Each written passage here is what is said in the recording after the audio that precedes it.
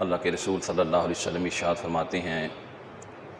بندہ اپنے اللہ کے سب سے زیادہ قریب سجدے کی حالت کے اندر ہوتا ہے،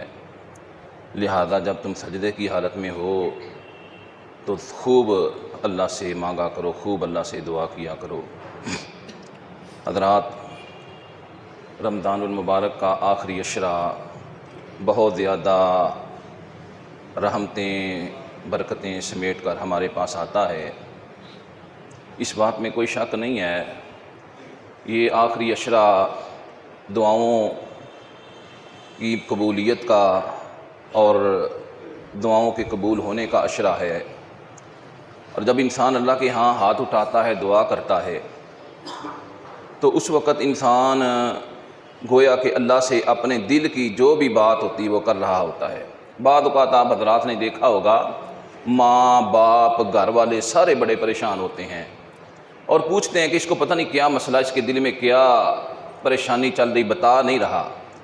وہ کسی کو نہیں بتاتا، لیکن اپنے اللہ کے دربار میں اللہ کے در کے اوپر بیٹھ کے اس سے ہر بات کر لیتا ہے کہ یا اللہ، ہر کسی سے چھپا رہا ہوں، جس مصیبت میں پھنس گیا ہوں آپ جاننے والے ہو۔ تو پورا قرآن پاک اللہ تعالیٰ نے ہمارے لیے دعا ہی بنا دیا ہے۔ قرآن پاک سورہ فاتحہ سے شروع ہوتا ہے، سورہ فاتحہ بھی دعا ہے، اور سورہ والناس کے اوپر ختم ہوتا ہے، وہ بھی دعا ہے۔ اللہ کو دعا کے امر کے ساتھ اتنی محبت ہے، اللہ کی ذات نے قرآن پاک کو شروع بھی دعا سے کیا ہے اور قرآن پاک کو اللہ نے ختم بھی دعا کے اوپر کیا ہے۔ تمام نیکیوں کی سردار عبادت حج شروع بھی دعا سے ہوتی ہے، اس کا اختتام اور خاتمہ بھی دعا کے اوپر ہی ہوتا ہے۔ تو انسان دنیا میں آئے، اس کا آغاز بھی دعا سے ہو جاتے ہوئے اس کا خاتمہ بالخیر اللہ کے ہاں دعا مانگتے ہوئے ہی ہو جائے۔ اللہ کے رسول صلی اللہ علیہ وسلم نے کچھ لمحات، کچھ گھڑیاں،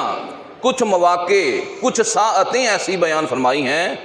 کہ جن لمحات کے اندر اللہ تعالیٰ کی ذات قریباً 100% بندے کی دعا کو قبول فرما لیتے ہیں۔ ان کے اندر پہلا لمحہ، پہلی گھڑی لیلۃ القدر کی، قدر کی رات کی۔ اللہ کے رسول نے فرمایا جو بندہ لیلۃ القدر کو پا لیتا ہے، جو بھی دعا مانگتا ہے اللہ سے، اللہ اس کی دعا کو شرف قبولیت کے ساتھ ہمکنار فرما دیتے ہیں۔ اماں جی عائشہ صدیقہ رضی اللہ تعالی عنہا نے سوال کیا، اے اللہ کے رسول، اگر مجھے احساس ہو جائے، پتہ چل جائے کہ آج واقعی لیلۃ القدر ہے، تو پھر میں اللہ سے کیا مانگوں؟ تو رسول اللہ صلی اللہ علیہ وسلم نے جواب دیا، اگر تمہیں پتہ چل جائے، علم ہو جائے، اندازہ ہو جائے کہ آج لیلۃ القدر ہی ہے، دعا کرے اللہ ہم کو پانے کی اور اس کا فائدہ اٹھانے کی توفیق عطا فرما دے۔ اگر ہمیں احساس ہو جائے کہ آج لیلۃ القدر ہی ہے، تو اللہ کے رسول نے حضرت عائشہ سے فرمایا، اللہ سے ہاتھ اٹھا کے کہنا، اللہم انک عفو تحب العفو فاعف عنا، اللہ مجھے پتہ چلا ہے آپ معافی کو، معاف کر دینے کو، درگزر کرنے کو بڑا پسند کرتے ہو، تو میں بھی معافی کے لیے آپ کے دروازے کے اوپر بیٹھی ہوئی ہوں۔ اگر واحد پڑھنا ہو سنگل تو پھر انی پڑھنا ہے، اگر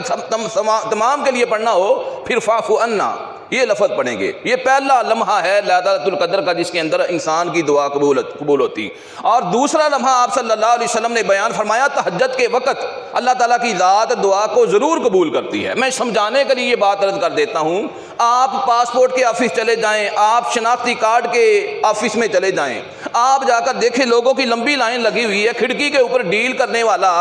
اور آگے سے رسپانس دینے والا کوئی بندہ موجود نہیں ہے۔ اچانک ایک کھڑکی کے اوپر دوسرا بندہ آ کے بیٹھ جاتا ہے، وہ سب کو کہتا ہے ادھر آ جاؤ بھائی، جس نے اپنا اپنا کام کروانا ہے۔ تو انسان ہر وقت پورا سال 24 گھنٹے میں انسان اللہ سے دعا مانگتا رہتا ہے، لیکن جب تہجد کا وقت ہوتا ہے، اللہ پہلے آسمان کے اوپر آ کے کھڑکی کھول کے بیٹھ جاتے ہیں، آؤ بھائی، کون کون ہے مانگنے والا، کون کون ہے جھولی پھیلانے والا، کون کون ہے اپنا دامن پھیلانے والا، مجھ سے مانگنے والا، میں اس کو عطا کر دوں۔ تیسرا لمحہ آپ صلی اللہ علیہ وسلم نے فرمایا 9 ذی الحج کا، یوم عرفہ کا، اس دن اللہ کے رسول صلی اللہ علیہ وسلم فرماتے ہیں، لا الہ الا اللہ وحدہ لا شریک لہ الملک ولہ الحمد وہو علی کل شیء قدیر۔ اللہ کے رسول نے فرمایا یہ دعا بھی قبول ہوتی ہے، تو جو دعا قبول ہوتی ہے اس کے ساتھ دوسری دعا کریں تو وہ بھی قبول ہو جائے گی۔ چوتھا لمحہ اور گھڑی آپ نے یہ بیان فرمائی، اذان اور اقامت کے درمیان، الدعاء لا يرد بین الاذان والاقامہ، اللہ کے رسول فرماتے ہیں ایک دعا رد نہیں ہوتی۔ وہ کون سی ہے؟ اذان اور اقامت کے درمیان جو وقت ہوتا ہے 15 منٹ کا، 12 کا، جتنا بھی ہو، اللہ کے رسول فرماتے ہیں اس کے درمیان دعا رد نہیں ہوتی، دعا اللہ قبول لازمی کر لیتے ہیں۔ اس وجہ سے آپ حضرات مسجد میں آئیں, بیٹھنے کا جو ہے وہ موقع ملے تو اس وقت اللہ سے لازمی مانگیں. اور 5ویں نمبر کے اوپر آپ نے فرمایا فرض نماز کے بعد. حضرت ابو امامہ رضی اللہ تعالیٰ عنہ نے سوال کیا, اللہ کے رسول وہ کون سے لمحات ہیں جن کے اندر دعا ضرور قبول ہوتی ہے؟ اللہ کے رسول نے فرمایا تہجد کا وقت اور فرض نماز کے بعد. اور چھٹا لمحہ آپ نے بیان فرمایا کہ جب بندہ زمزم کا پانی پی رہا ہوتا ہے, زمزم کا پانی پینے سے پہلے یہاں پر دعا کے لفظ نشانی رفع کر دے, اللہ وہی مقصد اس کا حل کر دیتے ہیں. 7ویں مقام کے اوپر آپ صلی اللہ علیہ وسلم نے فرمایا جب میت کی نئی روح نکلتی ہے, ان روح اذا قبض تابعہ الروح, جب میت کی روح نکلتی ہے تو پاس کھڑے ہو کے لوگ اس کی آنکھوں کو بند کرنا شروع کر دیتے ہیں, وہ بھی قبولیت کا وقت ہوتا ہے. حضرت ام سلمہ رضی اللہ تعالیٰ عنہ فرماتی میرے خاوند حضرت ابو سلمہ جو پہلے خاوند تھے فوت ہوئے, رسول اللہ صلی اللہ علیہ وسلم پاس کھڑے تھے, آپ نے ان کی آنکھوں کو بند کر دیا اپنے دستے مبارک سے اور فرمانے لگے جب میت کی روح نکلتی ہے اس کی آنکھوں کو بند کر دیا جاتا ہے, لا تدعون الا بخیر, اس کے لیے دوسرا کلمہ نہ بولو, اس کے لیے خیر مانگو, اپنے لیے خیر مانگو, کیونکہ ان الملائکۃ یؤمنون علی ما تقولون, فرشتے جو ہیں جو تم کہہ رہے ہوتے ہو اس کے اوپر آمین کہہ رہے ہوتے ہیں. مطلب کیا ہے کہ تمہاری دعا کو اللہ قبول کر لیتا ہے. اس کے بعد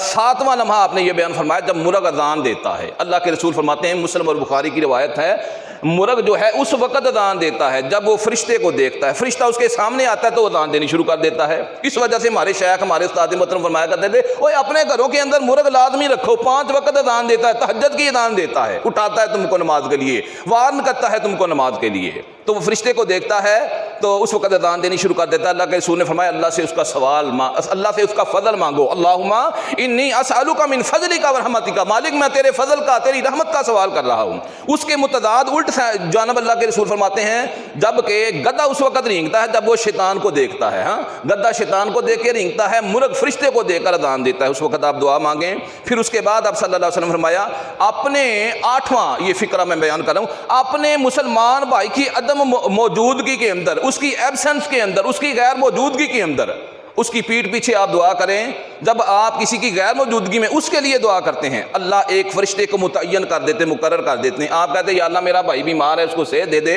وہ جو اللہ فرشتہ بھیجتا ہے وہ کہتا ہے یا اللہ اس کو بھی صحت دے دے. آپ کہتے ہیں یا اللہ اس کا کاروبار ڈاؤن ہے, اس کے کاروبار کے حالات اچھے کر دے, وہ کہتا ہے یا اللہ اس کے بھی کاروبار کے حالات اچھے کر دے. تو کسی کی غیر موجودگی میں دعا کرنا گویا آپ فرشتے کے ذریعے اپنے لیے دعا کروا رہے ہوتے ہیں. پھر اس کے بعد 9ویں نمبر کے اوپر رسالت مآب صلی اللہ علیہ وسلم نے آپ نے ارشاد فرمایا کہ جمعے والے دن ایک گھڑی ہوتی ہے, وہ آپ حضرات نے اکثر علماء سے سنی, اس کے بارے میں مختلف رائے ہیں. جو زیادہ راجح قول ہے, قوی قول ہے, وہ یہ ہے کہ جمعے کی اذان سے لے کر